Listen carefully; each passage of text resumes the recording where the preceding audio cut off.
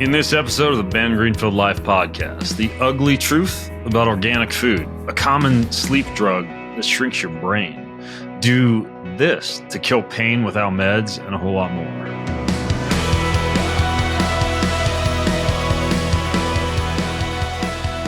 Yo, what is up? It's been a little bit since I've come on for a Solosode with you. You might notice I look different. Well, look, it's elk hunting season. All right, so I'm not allowed to shave my beard till I get an elk down, and I cut my own hair with clippers to save myself the 30 minutes of driving back and forth to the hairstylist and the $23 I pay for a cheapo men's haircut. Yeah, I'm that cheap. But I did with clippers. Didn't do too bad. And then my wife attacked me with clippers on the back because she said it was uneven. So anyways, yes, I used an instructables.com website to learn how to cut my own hair with clippers. And I don't think it looks half bad. Possibly like I just got out of prison, but not too bad besides that. All the show notes for today's show are going to be at bengreenfieldlife.com/479. What else? Some of you have asked me about the intro music to this show and why I chose it. Well, that intro music is from a 6-song EP that I personally recorded in Nashville. So if you go to Spotify, you can actually find that whole song. I'll link to it in the show notes, the whole album. But that was a bucket list item of mine. Shout out to Chad Caruthers, my producer down in Nashville. We went down there and just had a heck of a time writing, recording, producing. So if you want to hear my music, it's kind of like a alternative rock, me screaming into the microphone type of vibe with some more like inspirational anthematic music, similar to the intro music to this podcast. So there's a shameless plug for that. Also, I always like to mention new things I've been up to. 2 new toys. All right, those of you who are in like the biohacking, self-discovery, personal improvement, and optimization space, check this out because this is incredible. So I've talked in the past before about how I have this chair that vibrates. It's called a shift-wave chair, and it alone is amazing. When I was at the American Academy of Anti-Aging Medicine in Vegas last year, they were like the most popular booth. They had like 20 chairs lined up. The way it works is the chair vibrates in correspondence to special music that you're listening to through headphones with an eye mask on. And there are even full-on breathwork sessions in there where you're breathing as the chair vibrates and exhaling as it relaxes. And we're talking like vibrates. Like it is full body shaking. And it was designed to increase HRV and shift your brainwave states using haptic sensations. Very, very cool idea. That one's called a shift wave. But what I've done, because I love to stack things, is I have taken that chair and put it underneath a lamp. That's called a Roxiva lamp, Roxiva. The Roxiva lamp was originally designed to allow you to simulate a journey with, let's say, ketamine or shrooms or LSD or something like that, drug-free, using light and sound stimulation. And I must say, although I'm not that interested in journeying these days and self-discovery, I get most of that during my prayer and Bible time with God each morning. The other effects of this Roxiva light are incredible. There is one session, I've done it 8 times so far, and I cry every single time. It's called Rebirth. It simulates the mother's heartbeat as you're in the womb, in the embryo, using delta, or in the embryo, as an embryo, using delta and theta brainwaves. Very relaxing, blackness, little flashes of light. And then towards the end of the episode, you go through an entire rebirth process. That's amazing. There is another one called No More Insomnia, which just caused you to just lights out almost right away. And you lay underneath this, your eyes are closed. Your eyelids are 1 millimeter thick, but the lights that this thing produces are able to slightly penetrate the eyelids and shift your brainwave state. So what I figured out how to do was feed the audio of it into the shift wave chair. So you can vibrate your entire body in correspondence to the sounds and music while the light is going. So you're getting light, sound, and vibration all at the same time. Not an inexpensive setup. If you were going to have all of that all complete in your living room, I think all in, you'd be up around $12,000 for basically the equivalent of the world's most amazing human optimization carnival in your living room. But I have been getting up at about 4 a.m. every morning and getting on that thing for about 45 minutes in the spirit of, and this is something that Dr. Andrew Huberman talks about as well, the idea that when you wake up, you're still kind of flushing some adenosine out of your system, adenosine being the molecule that builds up sleep drive throughout the day. And when you wake up, you're still in a semi-sleep-like state. Doing something like non-sleep deep rest, meditation, light sound stimulation, etc., for those first anywhere from 10 to an hour or 60 minutes of when you wake up can really give you a lot more energy and simulate like an additional full sleep cycle. And I just find it's an incredible way. I put on my little red light headlamp and my red light or my blue light blocking glasses. I wander downstairs and I put this thing on, and it's amazing. It is really cool. So the chair is called a Shift Wave and the light is called a Roxiva. I think I'm going to be doing a podcast with both of those folks, by the way. But anyway, I'll link to those little tips in the show notes. Go to bengreenfieldlife.com/479. And I'll link to my album as well. So what have I found for you this week? Well, I got a lot of cool news flashes. The first is pretty interesting. So a lot of you might be familiar with the corruption rampant in the organic food industry. This corruption, I guess you could understand it as a breakdown in the trust between consumers and the companies that are claiming to provide clean, chemical-free products. It happens when companies or farmers cut corners to increase profits while still labeling their products as organic. Yet a lot of times those organic products that you're purchasing, slapping yourself on the back that you're doing a good job for you and your family staying healthy, are not exactly healthy. I think my mom listens to some of my podcast episodes, and I think she knows that it's one of my pet peeves when people put the label organic on something and say that it's healthy. Like, hey, I got this chicken. It's organic. This water is organic. This apple pie is organic. These Cheetos are organic. Just because it's organic, especially if it's labeled certified organic, does not mean that it's healthy. So here's how it plays out. False organic claims. So some producers will slap the organic label on foods that don't fully meet organic standards. So that might mean using prohibited chemicals or fertilizers, but still marketing those products as 100% organic. And they're able to actually get away with that. There's an entire website I'm going to tell you about here briefly called Organic Eye, like EYE, organiceye.org, that I found that really, really helps you wade through the clutter and the confusion of what's truly organic and what's not. Next, there's very weak regulation. Organic certification is meant to ensure that your food meets pretty strict standards. But many regulatory bodies are underfunded or inconsistent in their inspections, kind of like the people who were trying to regulate Tour de France cyclists to be drug-free. What's the organization that regulates cycling? WADA. And they just couldn't keep up with the cyclists because they were underfunded and understaffed. And this is how the whole, Lance Armstrong and, a few dozen other folks, wound up getting away for years and years with illegal performance-enhancing drug use in professional cycling. And I'm sure it still happens. WADA hasn't necessarily expanded their funding or their staffing. It also happens in the organic food industry. And that allows some bad actors to get away with using synthetic pesticides or GMOs in their so-called organic crops. Next, there are imported organics. There's corruption in imported organics, meaning organics that are coming in from other countries, because some countries that export organic products to the U.S. don't follow the same stringent rules as the U.S., yet their food can still get labeled as organic once it hits U.S. shelves. And many companies do this as a way to cut corners, get cheap food imported that's technically organic but doesn't meet U.S. organic standards. But through this loophole, it's still allowed to be labeled organic on the grocery store shelf. And then there's also corporate influence. I mean, as the organic industry has grown, it's no surprise that a lot of large food corporations have gotten involved. And many of these big companies have been lobbying to loosen the rules around what qualifies as organic, right? It decreases their cost of goods sold, improves their margins, and also waters down the meaning of the organic label. So enter this website that I found called Organic Eye, organiceye.org. I forget who alerted this place to me as a good industry watchdog, but if I could just tell you a few of the headlines from their Action Alert website.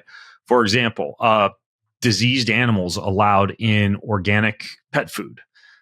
Meaning that they actually will use diseased, broken down animals in organic pet food, just like it sounds like. The phony baloney animal welfare rule. Organic factories are milking conventional dairy cows. Just tons of action alerts on this website. And the FAQ section is pretty interesting as well.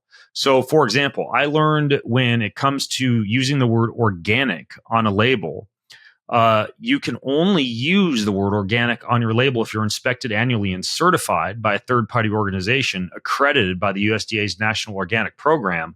But it's actually surprisingly easy to actually get away with doing that. Now, Organic Eye defines organics as something far different. They look at elimination of synthetic chemicals. They look at promotion of superior environmental stewardship, caring for the planet, humane animal husbandry, and economic justice for the farmers who a lot of times have a more difficult time making money while producing organic food. The website is chock full of amazing resources for finding organic food too that's really organic, like the Weston A. Price Foundation, localharvest.org, which is incredible, eatwild.com. That's a really fun one, eatwild.com. You should check that one out. And there's a bunch of other organizations that they list on there as well. So basically what you can do if you want to stay on top of this yourself is you could go to the organiceye.org website and read the very helpful tips that they have there. I'm just alerting you to the website. I'm not going to give you all the tips right here. Besides, I want to make you aware of the fact that if you're buying organic food, there might be a little bit more to it than you've actually been led to believe. So again, the website is organiceye.org. They take donations. They're fighting the corrupt system, and they're trying to shine a flashlight on the corrupt conspiracy between corporate lobbyists and the USDA, which is basically allowing livestock factories and the industrial scale operations for food to provide substandard and produce substandard organic food. And I don't think that's acceptable. I don't think you should either. So go to organiceye.org, bring yourself up to speed on this, and think twice about whether or not just because something says organic on the label, if it's actually organic. All right, next up, you probably heard this in the podcast announcements, but a brain shrinkage alert. Now, benzodiazepines, my best friend on a 12-hour airplane flight, if I got to go to Asia, I do often have diazepam, aka Valium, in my travel bag. Xanax would be another example. Ativan, aka lorazepam, would be another example. All these medications are believed to work by enhancing the effects of something called gamma-aminobutyric acid, which is an inhibitory neurotransmitter that promotes relaxation and reduces brain activity. But that can be a limited view. And the website Green Med Info did a really great expose on these benzodiazepines, which are often effective for short-term relief of anxiety and insomnia. But the complexity of their neurobiology and many of the unknown drug interactions within the brain is a little bit concerning. Now, there was a brand new, pretty groundbreaking study in BMC Medicine Journal, and that shed new light on the long-term effects of benzodiazepine use on brain health. Now, what that study was trying to do was clarify conflicting evidence from previous research regarding the impact of benzodiazepines on cognitive function and brain structure. Now, what they actually found, and this actually was in stark contrast to what a lot of other studies found, was that benzodiazepine use was not significantly associated with increased risk of developing dementia, although a bunch of earlier studies had suggested a higher risk. Now, the problem is a lot of the headlines now are saying there's no risk of benzodiazepine use and early onset Alzheimer's disease or other forms of dementia, but there are a lot of other studies that say otherwise. Now, the study's neuroimaging data also revealed some pretty interesting things. A reduction in the volume of two critical brain regions, the hippocampus, which is crucial for memory formation and spatial navigation, finding your way around, and the amygdala, which is key in processing emotions like fear and anxiety. And these brain regions naturally shrink as you age, but it appears that shrinkage is accelerated with the chronic use of benzodiazepines. I'm not talking about popping a Valium before you fly to Tokyo. I'm talking about using these things to get to sleep at night. As my friend Dr. Kirk Parsley says, if somebody hit you over the head with a sledgehammer, would you call that sleep? Well, the answer is no. But if you look at the sleep architecture of someone who's not concussive and someone who takes a benzodiazepine for sleep, it's actually very similar. You actually don't get very good, deep, and rapid eye movement sleep.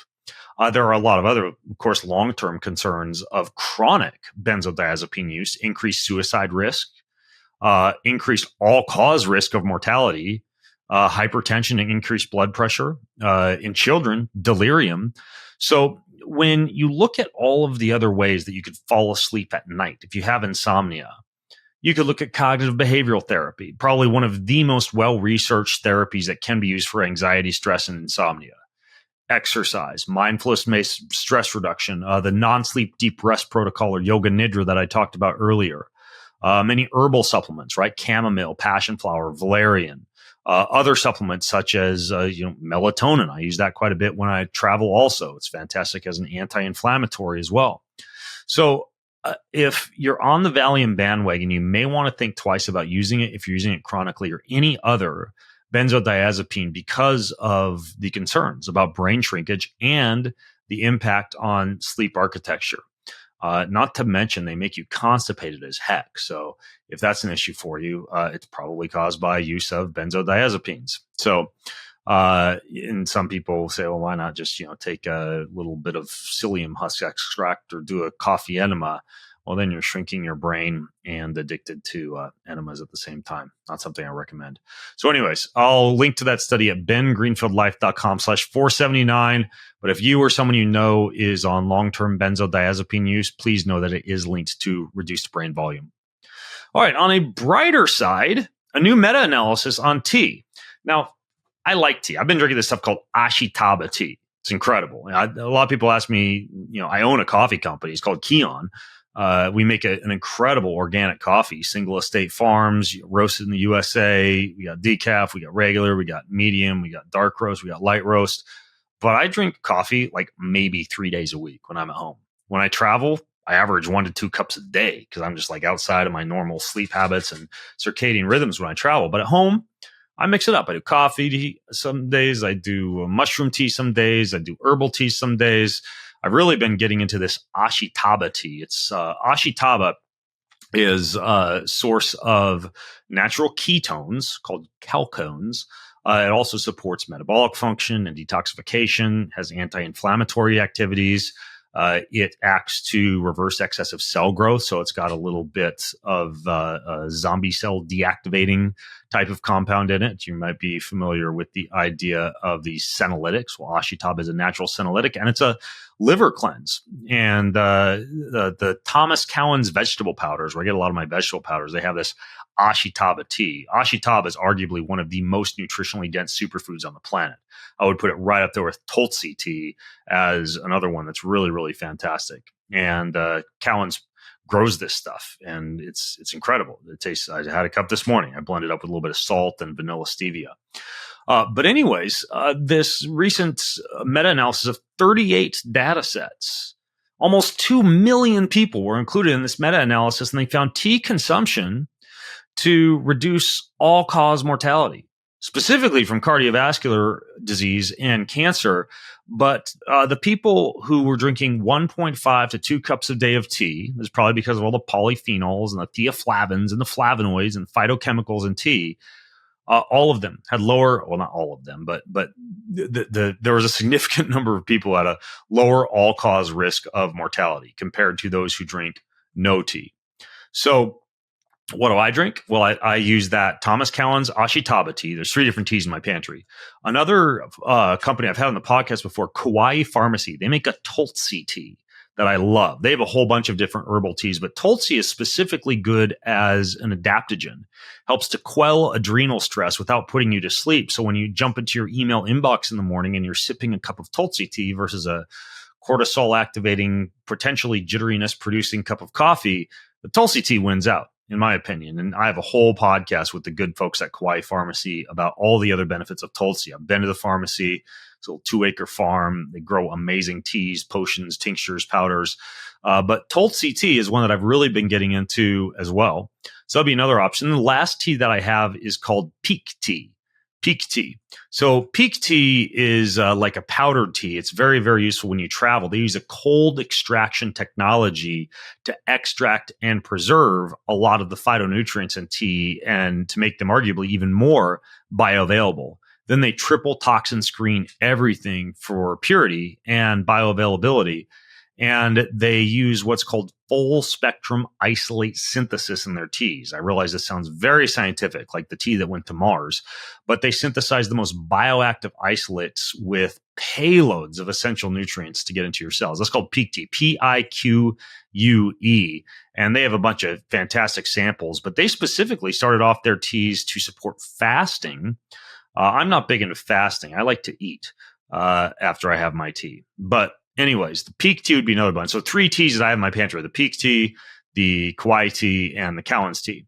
So the idea behind tea is that it's healthy in general, and you do not have to do a tea ceremony. I don't know if anybody's into this whole tea ceremony thing where, it's a mindful, ritualistic method of drinking tea where you choose a tea and you sip slowly while, I don't know, reflecting on the present moment or mindfully gazing off into a pastoral field. And you sip slowly and take time between each sips to appreciate the taste and the feel and the warmth of the tea. And that's great. But I usually have work to do when I'm drinking my tea. So yes, there are benefits to a tea ceremony, but more importantly, if you're not yet on the tea bandwagon, and don't worry, you can have a cup of coffee in the morning if that's your thing and your head's going to explode if you don't have your coffee, then have a cup of tea in the afternoon. Or based on this study, 1.5 to 2 cups. And a cup is not much. We're talking like 6 ounces. So anyways, new meta-analysis on tea. There's a lot of people on that meta-analysis. I would say that I am going to stay on the tea bandwagon. It's a great way to mainline a lot of these nutrients into your body. So I'll link to that study in the show notes as well. So next up, a recent study looked at the physiological mechanisms between resistance training and pain relief. And in this case, they were looking at pain relief in people with cancer. So they looked at breast cancer, prostate cancer, and lung cancer. And they examined a bunch of controlled trials that were done on resistance training. They found that strength training, it's a little bit paradoxical. You'd think, well, you lift weights, it's going to increase your amount of pain and soreness. But what strength training does is it actually modulates pain pathways, not just tendon and ligament and muscle associated pain, but in general, full body pain, something that you might get from cancer, because you upregulate the release of pain relieving substances like beta endorphins and anti-inflammatory cytokines and even endocannabinoids that you get high from strength training. Not really. You produce endocannabinoids, though, that are stress and pain modulating chemicals when you strength train. And so the interesting thing about this was it's linked to a book that I just read. It's called Pain Sense. It was written by a former podcast guest named Stephen Hussey. Wrote a fantastic book on the heart called Understanding the Heart. And I do plan on having him back on the show to do a whole podcast about pain. But I took a lot of important notes that were major takeaways for me that were associated with pain. And a big part of pain relief is based on how water interacts with cells in your body. And Stephen and I will go deep into the science of this when we do the actual podcast. But he had a lot of really great practical tips that often are not talked about when it comes to pain. And it's not just popping ibuprofen or a non-steroidal anti-inflammatory drug. For example, grounding, earthing, and PEMF, paired with red light therapy, infrared light, and oxygen, because all of these help to structure water in the joints and in the cells. So going outside barefoot, using PEMF, using red light or infrared light therapy to actually increase ATP production after you've improved the integrity of the cell membranes with grounding and earthing or PEMF. And then oxygen therapy combined with that. This would be the so-called well-known, Gary Brecka made it popular, the 10x superhuman type of approach where you're doing PEMF and then oxygen therapy and then red light. Not only fantastic for the mitochondria, but also fantastic for pain. You could do a poor person's at-home version of this by going outside barefoot, doing some breath work, and getting into the sunshine. Light sound therapy. Also, speaking of that Roxiva lamp, that can help to modulate pain as well. There's even a device called the Brain Tap. It's a wearable portable visor that has an entire series on it designed to turn your body into its own pain-killing pharmacy based on brainwave modulation in a way that decreases subconscious pain activations. He goes into structured water. He goes into endotoxins and metals that can accumulate in the body, specifically from poor dental work or root canals. And it's really fantastic. But he also talks about strength training in that book and loading of tissue as being something that can cause a remodeling that can decrease pain. Perhaps this is why, for example, it's well known that if you have Achilles tendonitis, you should actually strength train to help to heal the tendinopathy.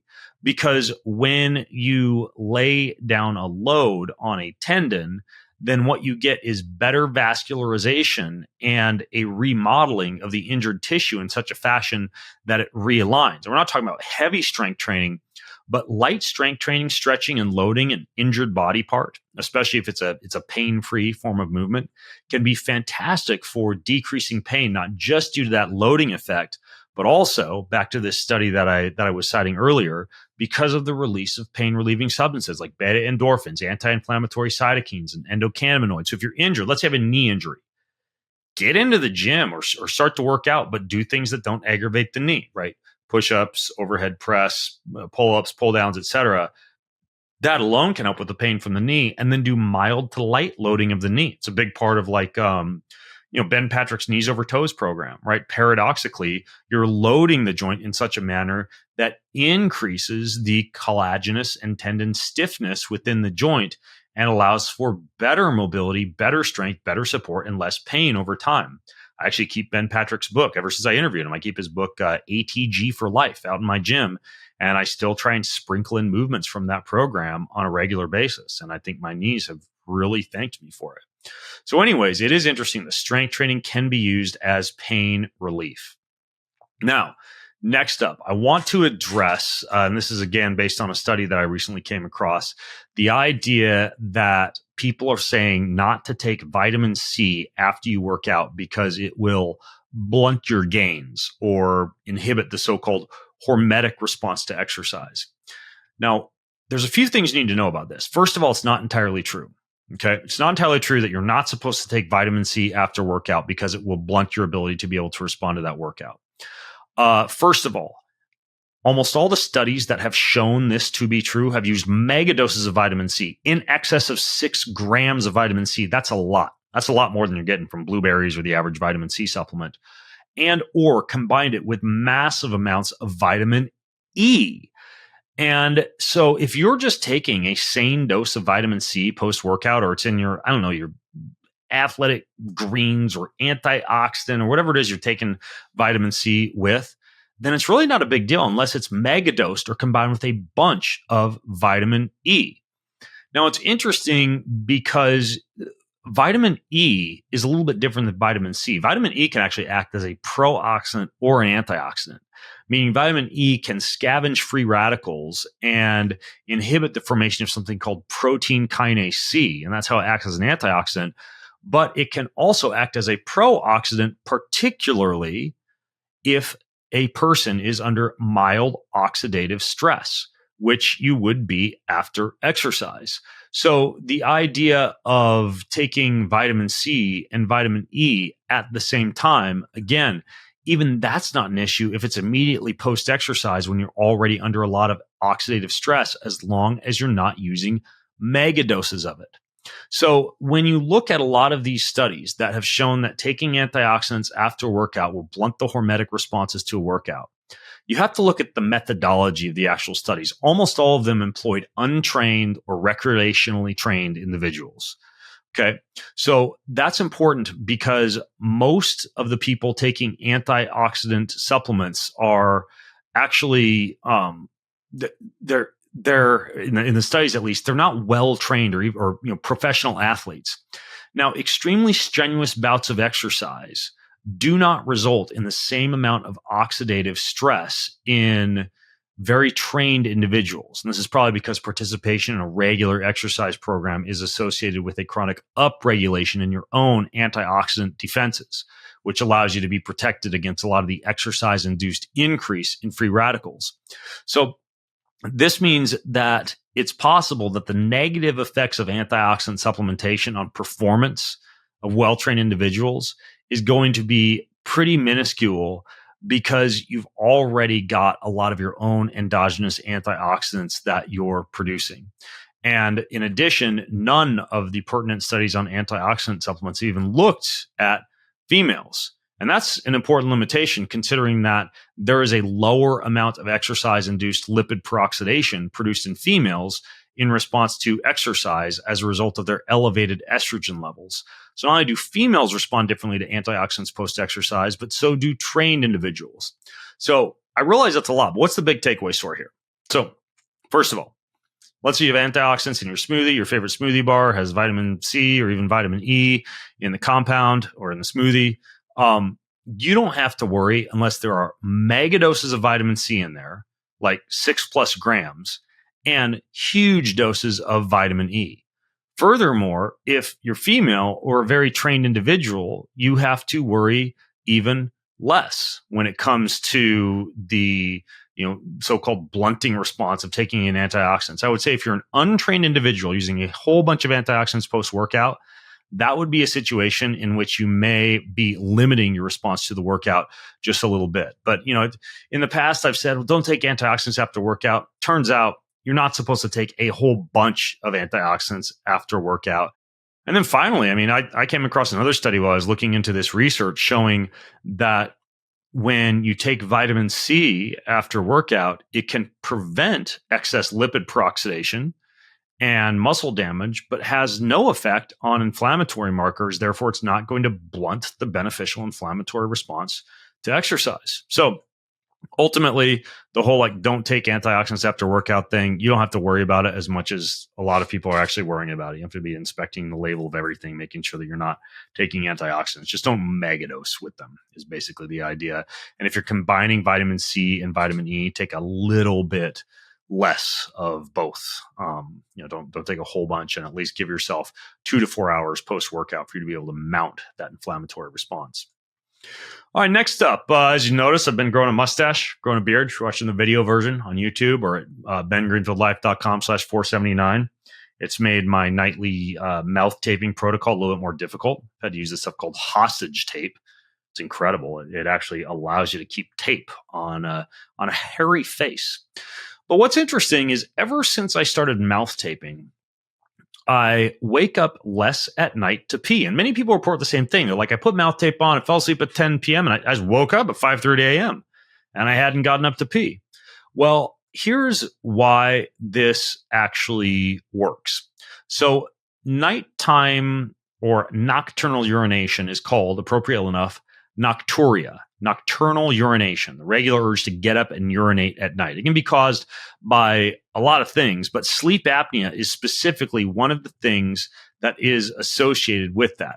Now, the reason for this is that sleep apnea affects a hormone in your body known as atrial natriuretic peptide, ANP, and that causes your body to produce more urine when you're asleep. So basically, if you're a mouth breather, if you have poor airway flow, you haven't trained yourself to breathe through your nose during sleep, you're not mouth taping, etc., you are going to get up at night to pee more. And it's, of course, going to affect your sleep quality every time you do that. Many of us who get up at night to pee knows how hard it can be sometimes to get back to sleep afterwards, no matter how tired you are.